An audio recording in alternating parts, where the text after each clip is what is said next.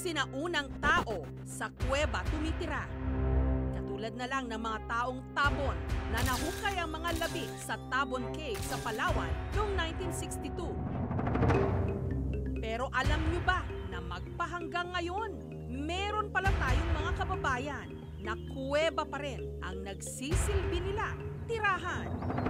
Sa bayan ng Sipokot, dito sa Camarines Sur, nakarating sa aming kaalaman, may isa raw pamilya na sa kuweba nakatira. Para kumpirmahin ang balita, umakyat ang aming team sa bundok ng Barangay Manangle. Kagawad malayo pa po ba? Hindi malayo pa, ma'am. Matapos ang halos 1 oras na lakaran, narating na rin ang aming team ang tuktok ng bundok. Dito namin nakilala ang pamilya Garanya.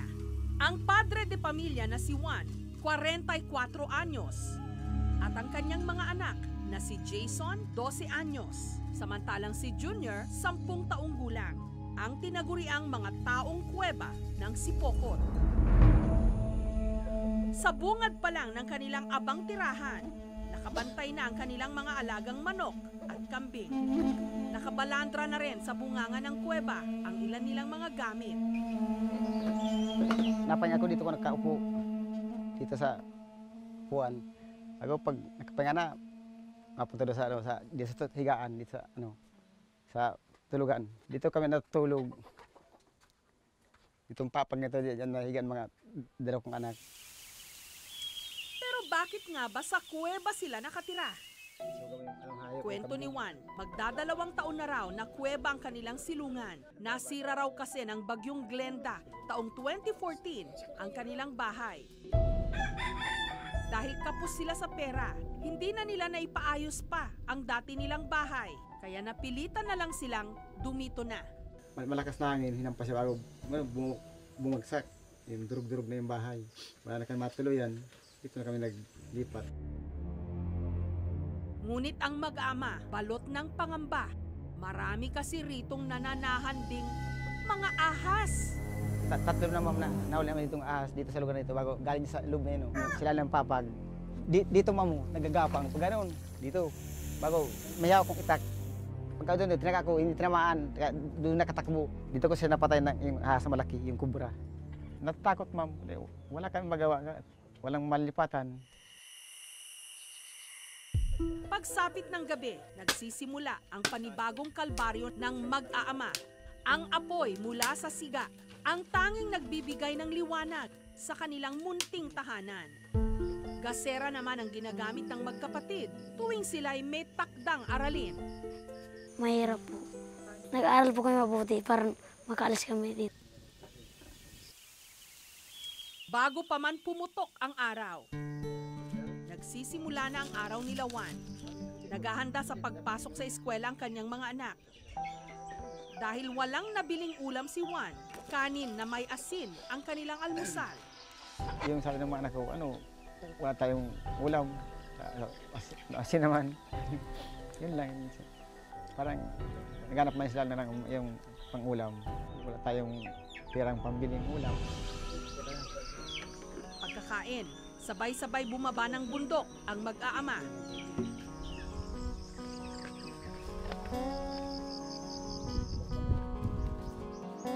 Naligo sa poso.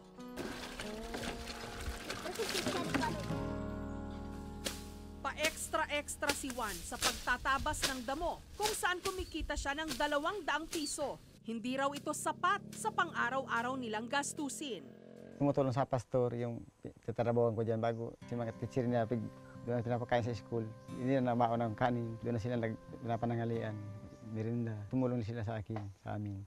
Hiwalay sa misis si Juan, kaya siya na ang ilaw at haligi ng kanilang tahanan. Nagpunta kami sa Cavite, galing Bicol, trabaho. Yung asawa, trabaho sa Tagaytay sa kantin. Mga ilang buwan, naghanap ng trabaho ulit, naglipat ng trabaho sa Pasay. Hindi na sa amin bumalik. Hanggang ngayon, mag-ilang taon na.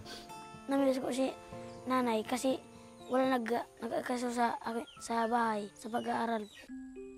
Sina Jason at Juan naman, halos 1 oras ang nilalakad papunta sa eskwelahan. Pangarap daw ng magkapatid na maging sundalo. Raise your hand. Jason, you have grade 5 ngayon si Jason, samantalang si Junior nasa grade 4. Kahit walang baon at hirap pagpasok sa eskwela, ni minsan hindi raw sila umabsent sa klase. Narinig ko na mga kamag-aral niya, sila po ay nakatira sa isang kuweba. So, ninais ko pong mapuntahan po yung lugar para po kung may magawa po akong tulong para sa kanila.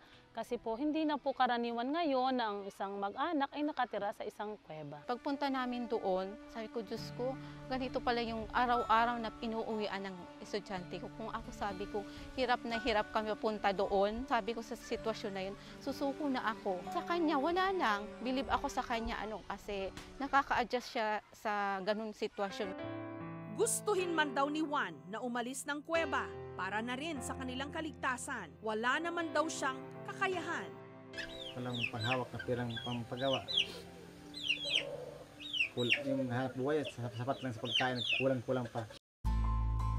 Dahil dito, inimbitahan namin ang ilang kawani ng Social Welfare and Development Office ng Sipokot para makita ang sitwasyon ng mag-aama. Nakakatakot yung tinutuluyan nila. Kasi hindi mo alam kung merong dadaan na ahas o tutuklawin yung mag-aama.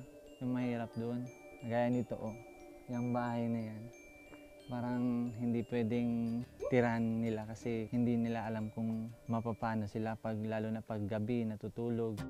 Agad naman silang nabigyan ng tulong. Qualified siya sa emergency shelter assistance. Initially, 5,000. Then, kung ano pang pangangailangan, yun ang isusunod namin.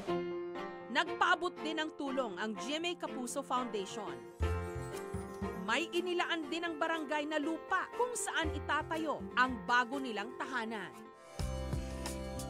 At para magtuloy-tuloy na rin ang kanilang pangarap na magkaroon ng sariling bahay, inumpisahan na ang pagpapatayo ng kanilang bagong tirahan. Inilapit din namin sa National Housing Authority o NHA ang sitwasyon nila Juan. Agad namang tinugunan ng NHA ang pangangailangan ng mag-aama at nagbigay sila ng 50,000 pesos para sa pagpapagawa ng kanilang tahanan. Makapagtapos ng mga bata pag may tira na, nakapabahay na, wala na sa hirap sa bundok. Pero habang ginagawa pa ito, pansamantala muna silang tutuloy sa kwartong ito sa health center ng barangay. Pag natapos na yung bahay na ginagawa, alis ka na din. Salamat kayo. Ito ang kandado at ang sosi. Isa sa mga pinakasimple o payak na pangangailangan ng bawat Juan ang maayos at ligtas na tirahan. Saan man makarating ang mga binansagang taong kuweba ng Sipokot, ang magsisilbi nilang silong at proteksyon ang kanilang pagmamahalan. Matibay na pundasyon para balang araw maabot din nila ang kanilang mga pangarap. Thank you for watching mga kapuso. Kung nagustuhan niyo po ang videong ito, subscribe na sa GMA Public Affairs YouTube channel and don't forget to hit the bell button for our latest updates.